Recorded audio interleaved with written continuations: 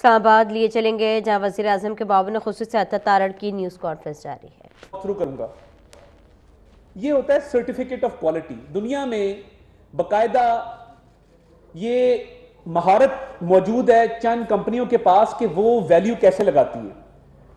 ये ग्राफ वालों का सर्टिफिकेट ऑफ वैल्यू है, इसमें डायमंड का वेट आता है। अब फॉर एग्जांपल ये पेन का जो डायमंड का वेट बताया गया है कि इसमें जो डायमंड लगे हैं ये 12.24 कैरेट के डायमंड हैं।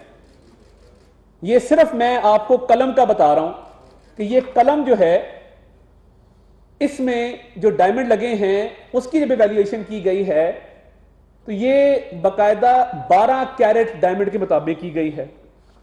अब आगे चलें, जो पूरा सेट है जो सऊदी वली अहद की तरफ से आया उसकी तमाम चीजों की वैल्यू इसमें लगाई गई है। और इसमें दूसरी मुनफरिद बात यह कि इसमें खाना काबा का डिजाइन बना है, खाना काबा का डायल है इसका। आप हरम पाक को इसमें देख सकते हैं कि उसके मीनारे मौजूद हैं, खाना काबा मौजूद है। ये इस घड़ी की दूसरी मुनफरिद बात है कि इस पे क्योंकि दुनिया में एक ही पीस है, डायमंड से बना है, इसकी दूसरी मुनफरिद बात यह है कि खाना काबा इसके ऊपर जो है वो डायमंड से खाना काबा का डिजाइन बना हुआ।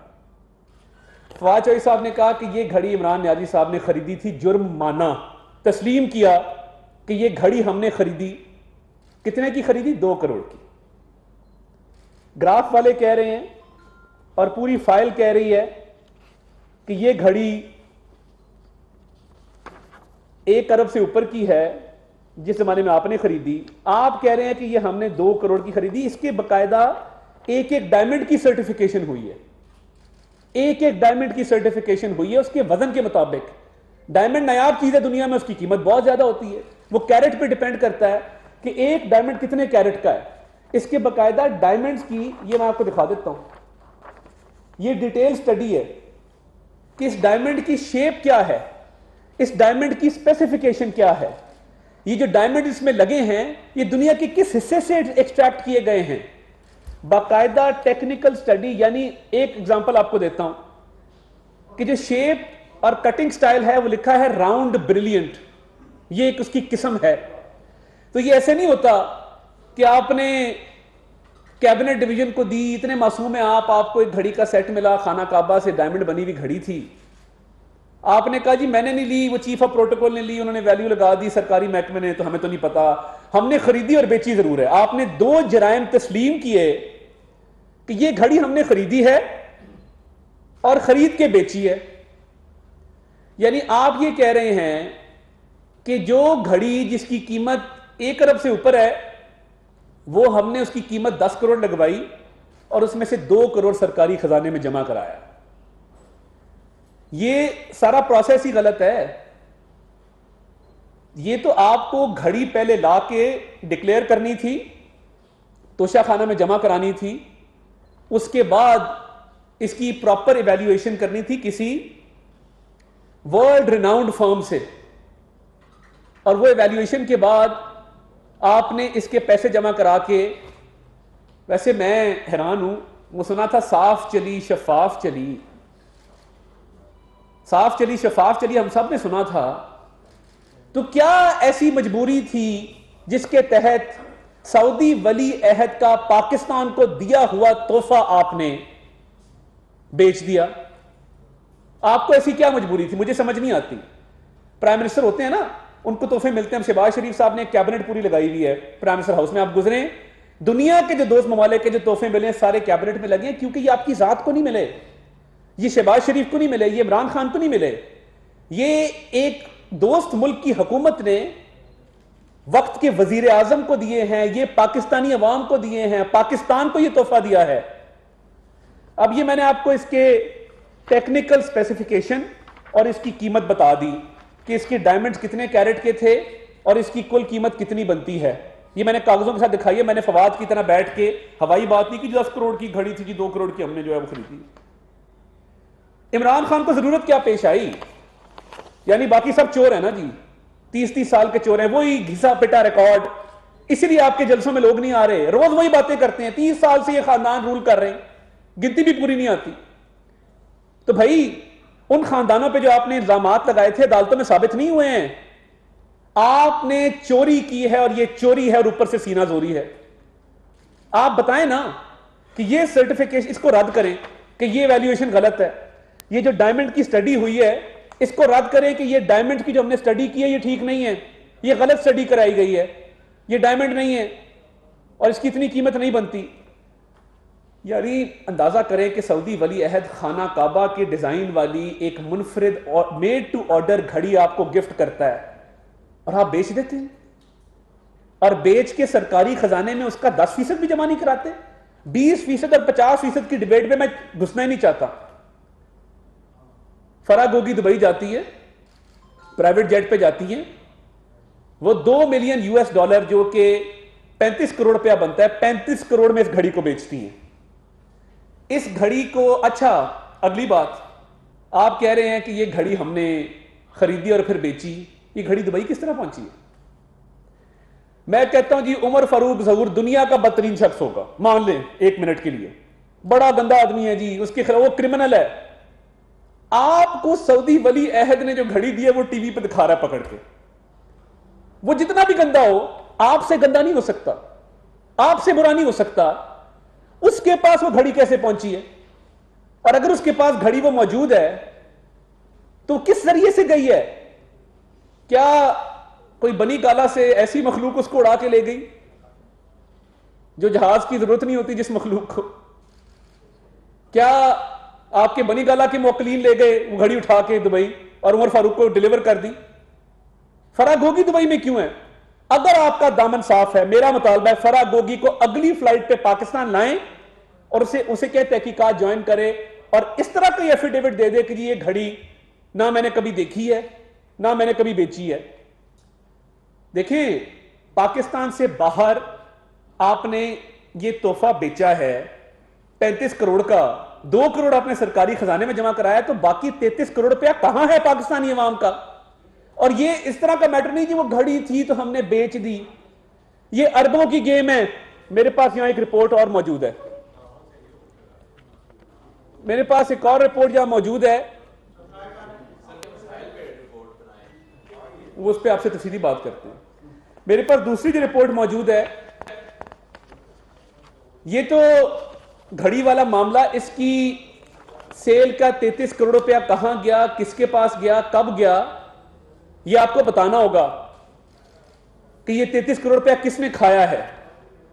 अव्वल तो दोस्त मुल्क से मिली हुई चीज को बेचना ही बहुत बड़ा एक गुनाह है कि आप एक सरकारी चीज बेच दें, फिर उसको ब्लैक मार्केट में आप बेचने की कोशिश करें। ये भी अटेम्प्ट्स हुए हैं। अब मैं पूछना ये चाहता हूं कि 33 करोड़ रुपया कहां है और आपने कहां डिक्लेयर किया और आपने इस घड़ी की वैल्यू कहां लगाई और क्या लगाई, क्या आप बता सकते हैं? और आप में ये हिम्मत कैसे पैदा हुई कि खाना काबा के डायल वाली घड़ी आप बेच दें? और आपको पता है ना, ये सोशल मीडिया पे ये बात शुरू हुई थी कि जब घड़ी बेची गई तो सऊदी वली अहद, वहां पे राब्ता भी किया गया सऊदिया में हुकाम से कि जी ये घड़ी आई है, ये चोरी तो नहीं हो गई? तो पता ये लगा नहीं, ये इमरान खान साहब को गिफ्ट में दी गई थी। एक तो आपको ये बताना होगा कि इसकी 33 करोड़ रुपए आपने कहां किया है, और ये ओपन एंड शट केस है, इसमें आपकी सिर्फ डिस्क्वालिफिकेशन नहीं है। गवर्नमेंट जो केस रजिस्टर करने जा रही है ये क्रिमिनल केस होगा, इसको सेशन कोर्ट में जो इलेक्शन कमीशन ने मामला रेफर किया है उसमें भी उठाएंगे, और उसके साथ साथ एफआईए की एक इंक्वायरी भी शुरू करने जा रहे हैं। इसकी प्रॉपर इंक्वायरी हो गई, छोड़ दें कि जी हम जियो के खिलाफ मुकदमा कर रहे हैं लंदन में, हम उमर फारूक के खिलाफ दुबई में मुकदमा करें। मुकदमा किस चीज का करेंगे? मैं आपको डेयर करता हूं, आई डेयर यू, मैं चैलेंज करता हूं कि आप मुकदमा करें। आप दुनिया के जिस कोने में भी मुकदमा करेंगे, जुर्म आपका निकलेगा, सजा आपको होगी, नाअहल आप होंगे। आप करें, ये ऐलान कर देना कि दुबई में मुकदमा कर रहे हैं, लंदन में मुकदमा कर रहे हैं। आप दुनिया की, आप इंटरनेशनल कोर्ट ऑफ जस्टिस में मुकदमा करें, आप इंटरनेशनल क्रिमिनल कोर्ट में मुकदमा करें। ये 35 करोड़ रुपया जो चोरी का है ये वापस आएगा, ये पाकिस्तान का पैसा है, और इसको डाउन प्ले मत करें। और ये देखें कि मेरे पास यहां पे सबूत मौजूद हैं कि इमरान खान साहब ने मुतअद्दिद विजिट्स हुए हैं बैरून मुल्क, 5 विजिट ऐसे हैं जिसमें गिफ्ट मिले वो डिक्लेयर नहीं किए गए, जिसमें से 3 सऊदी अरब के हैं, 2 मुत्तहिदा अरब अमीरात के हैं। ये अरबों रुपए के तोहफे इस घड़ी के अलावा हैं, वो कहां पे हैं मैं जानना चाहता हूं। और आपने एक चीज, और ये भी अभी साबित होना है कि घड़ी इन्होंने तोशाखाना में पहले जमा कराई या पहले बेची, ये भी अभी क्लियर नहीं है कि इमरान खान साहब ने ये घड़ी पहले बेची है, पैसे बाद में जमा कराए हैं। इलेक्शन कमीशन में कोई डिक्लेरेशन नहीं इस 35 करोड़ की, एफबीआर में कोई डिक्लेरेशन नहीं इस 35 करोड़ की, कैबिनेट डिवीजन में कोई डिक्लेरेशन नहीं है। नॉन डिक्लेरेशन का मतलब यह है कि यह चोरी है और ऊपर से सीना जोरी है। दूसरों को चोर चोर डाकू डाकू के राग लापने वाले, आज कोई जवाब है इस चीज का कि अगर इसकी वैल्यू ना हो इतनी जितनी हम बता रहे हैं, फिर भी खाना काबा के डिजाइन वाली दोस्त मुल्क से मिली हुई घड़ी को बाजार में बेचने का क्या जवाब है आपके पास? जवाब सिंपल है कि बुशरा मानेका साहिबा और फरा गोगी साहिबा और एहसन जमील गुज्जर साहब बनी गाला में बैठ के पूरा एक रिंग चला रहे थे, रैकेट चला रहे थे।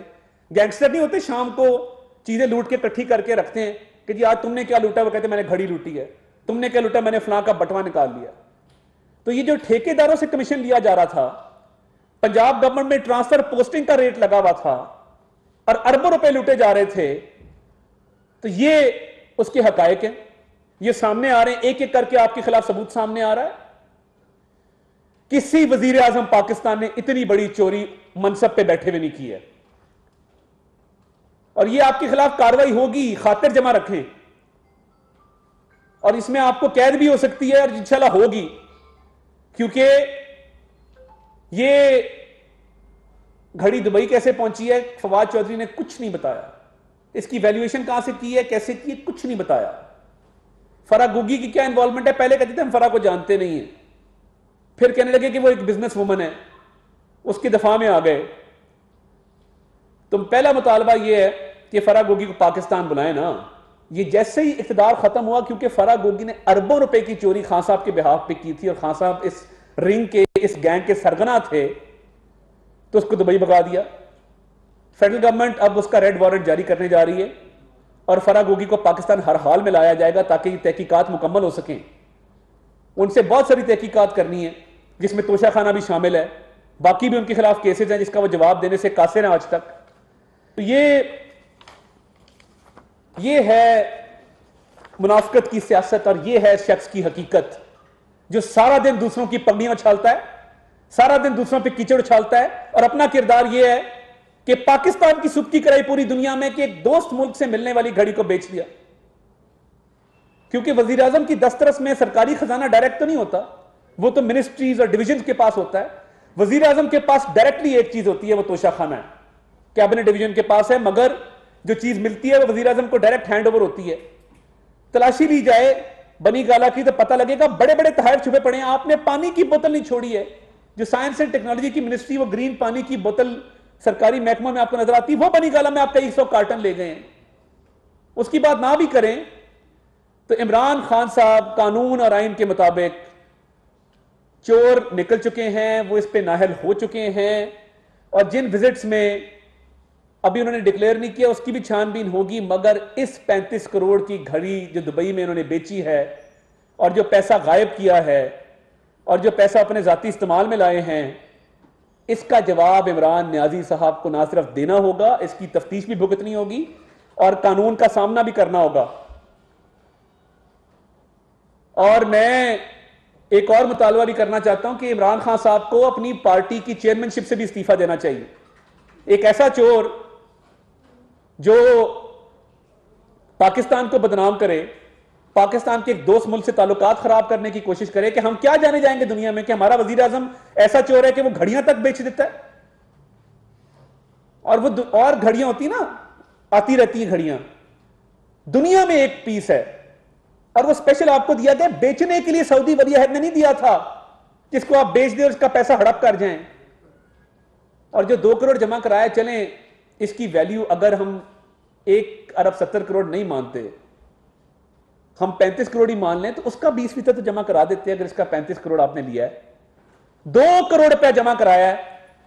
अगर इस घड़ी की कीमत 10 करोड़ है जो फवाद चौधरी साहब कह रहे हैं, तो मैं जिंदगी भर के लिए सियासत से अलहदगी इख्तियार कर लेता हूं। और अगर इसकी कीमत 10 करोड़ नहीं है तो फवाद चौधरी साहब आज के बाद टीवी पे शक्ल ना दिखाएं। तो ये कानून के मुताबिक चोरी भी की गई है, मिस डिक्लेरेशन भी की गई है, पैसा भी छुपाया गया है, पैसा भी कमाया गया है, और चोरी करके इस मुल्क के लिए जो एक तोहफा आया था उसमें से रकम को लूटा गया है। तो इसकी तहकीकात का इंशाल्लाह जल्द जो है वो आगाज हो जाएगा।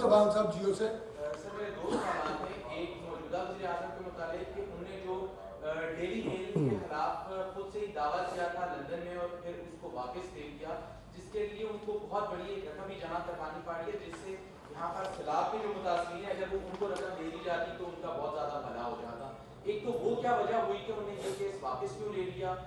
दूसरा जो इस वक्त जो ये घड़ी का मामला चल रहा है उसमें अब तक क्या तहकीकात की गई है कि जो 2 करोड़ और 10 करोड़ के जिन अफसरान ने ये रेड करवाया था कैबिनेट डिवीजन की, क्या उनके खिलाफ कोई कार्रवाई करेंगे, और इमरान खान या उनके जो साथी जो इस सारे मामले में कब तक उनको जेल में डाला जाएगा, क्योंकि माजी में भी आप लोगों के खिलाफ भी केसेस बनाए गए, प्रेस कॉन्फ्रेंसेस हुई, लेकिन साबित ना आपके खिलाफ कुछ हुआ, ना ही अब तक इमरान खान के खिलाफ या उनकी पार्टी के किसी भी शख्स के खिलाफ हुकूमत कुछ साबित कर पाई है। पहली बात तो ये है कि इसमें साबित करने वाली चीज ही कोई नहीं है। ये ओपन एंड शट केस है।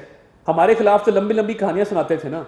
इधर पल है, वलिया से घड़ी आई है, कीमत उसकी 1 अरब 70 करोड़ है, बेची वो 35 करोड़ में गई है, डिक्लेयर उसको 10 करोड़ किया गया है, जमा 2 करोड़ कराया गया है। ये सिंपल मैथ है। इसमें डिस्क्वालिफिकेशन भी है, सजा भी है। इंक्वायरी शुरू आज हो गई है, मुकदमा दर्ज कर लिया जाएगा और करार वाकई सजा मिलेगी। दूसरा, काश आप थोड़ी तहकीक कर लेते डेली मेल वाली स्टोरी पे। पहली बात तो यह है कि किसी किस्म का केस या दावा वापस नहीं लिया गया। डेली मेल की जो मीनिंग हियरिंग हुई थी, जो इब्तदाई तौर पे तहकीकात हुई थी और इब्तदाई हियरिंग कोर्ट ने की थी, वो हम जीत गए थे। अब जो डेली मेल है उसने जो अपने दफा में जवाब जमा कराया है, उस जवाब के जवाब में हमने 13 दिसंबर 2022 को अपना जवाब जमा कराना है। और जो उनका दफाई स्टेटमेंट आई है, डिफेंस स्टेटमेंट आई है, इसका ट्रायल अगले साल शुरू होना है। हमने मेन केस के साथ कुछ इजाफी एप्लीकेशन फाइल की थी। जो इजाफी एप्लीकेशन फाइल की गई थी वो कानूनी हिकमत अमली के तहत फाइल की थी, और उसमें हमारा ख्याल था कि डेली मेल जल्दी जवाब दे देगा। क्योंकि उन एप्लीकेशंस की वजह से हमारी हियरिंग ताखीर का शिकार हो रही थी, हमने वो इजाफी एप्लीकेशन विड्रॉ कर ली। और यूके का सिस्टम है केस कॉस्ट मैनेजमेंट सिस्टम उसको कहते हैं। जब विड्रॉ करें तो उसका आपको पैसे जमा कराने थे, वो हम कराएंगे। मगर ये मेन ट्रायल चल रहा है, मीनिंग हियरिंग हम जीत चुके, और दिसंबर में हमारा जवाब चला जाएगा और अगले साल ट्रायल शुरू हो जाएगा। ज़हीर साहब समझ से 2 सवाल है। पहला सवाल ये है कि आपने अभी क्रिमिनल प्रोसीडिंग का ऐलान किया है और फराग होगी को वापस आने की रेड वारंट का भी कहा है। इसमें कोई टाइम फ्रेम है कि कितने इस ड्यूरेशन में हमको वापस लेके आ जाएंगे, उसकी भी आगे लिखी जाएगी। दूसरा सवाल ये थोड़ा इससे हटके है कि पंजाब में दोबारा से ये चल रहा है कि पंजाब के जो चीफ मिनिस्टर हैं जो परवेज इलाही, उनको कॉन्फिडेंस का वोट देना पड़ेगा कहा गया है, या फिर आप लोग अदम एतमाद लाएंगे? देखिए, पहली बात तो ये है कि क्रिमिनल प्रोसीडिंग शुरू हो रही हैं और कोशिश होगी कि दिसंबर के ख़त्म होने से पहले पहले फराग होगी को वापस लाया जाए, और जैसे जैसे केस में पेशरफ्त होगी हम आपको आगाह करते रहेंगे। देखिए, वोट ऑफ नो कॉन्फिडेंस की बजाय वोट ऑफ कॉन्फिडेंस जो है वो बेहतर है, क्योंकि वो सिक्योर नहीं कर सकेंगे परवेज इलाही साहब। और वो सेशन जो मार्च में शुरू हुआ था, मार्च 2022 में, वो खत्म ही नहीं कर रहे, इस डर से कि जिस दिन सेशन खत्म करेंगे उस दिन अगर एतमाद के वोट का गवर्नर ने कह दिया तो इनसे 186 वोट पूरे नहीं होंगे, तो पंजाब में एतमाद के वोट का कहा जाएगा। जो आज हमने देखा कि पंजाब के अंदर पहला मुकदमा दर्ज हो चुका है रास्ते बंद करने की वजह से, मोटरवे के ऊपर जो बंदिशें हुई थी लॉन्ग मार्च की वजह से, पहला मुकदमा ये दर्ज हुआ। लेकिन जो इमरान खान क्लेम कर रहे हैं कि उनकी जो दरखास्त थी उसके ऊपर अभी तक मुकदमा दर्ज नहीं हुआ। सर, उसमें क्या खामियां नजर आ रही है हुकूमत को कि जो उनकी दरख्वास्त है उसके ऊपर मुकदमा दर्ज नहीं हो पा रहा। इमरान खान साहब ने पंजाब हुकूमत के ज़रिए इस मामले को ख़ुद पोलिटिसाइज़ किया है। पंजाब हुकूमत हमारी तो नहीं है, पंजाब हुकूमत चौधरी परवेज़ लाई की है जो उनके इत्तेहादी हैं। अब अगर परवेज़ लाई ने मुकदमा दर्ज नहीं किया तो पूछा जाना चाहिए क्यों नहीं किया। और मैं ये भी पूछना चाहता हूं कि नवीद वल बशीर जिस शख्स ने वो गोली चलाई है और इतराफ़े जुर्म किया है, उसको आज तक किसी अदालत में अभी तक पेश नहीं किया गया। क्यों नहीं किया जा रहा?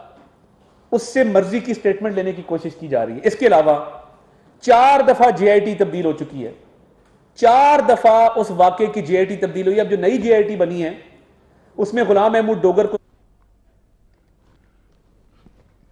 इस्लामाबाद में वज़ीर आज़म के मुआविन ख़ुसूसी अता तारड़ की न्यूज़ कॉन्फ्रेंस जारी है। उन्होंने कहा कि तोहफे में मिलने वाली नायाब घड़ी दुनिया में सिर्फ एक ही है।